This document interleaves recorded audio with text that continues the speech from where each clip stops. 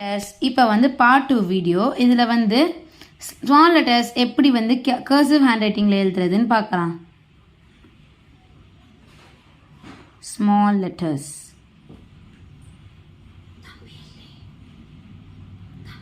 He's down playing with gun. Sorry, அது எங்கள் அம்மா.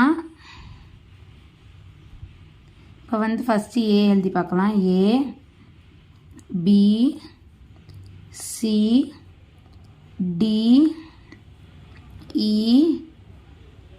F G H I J K L M N O P Q R S T U V W X Y Z.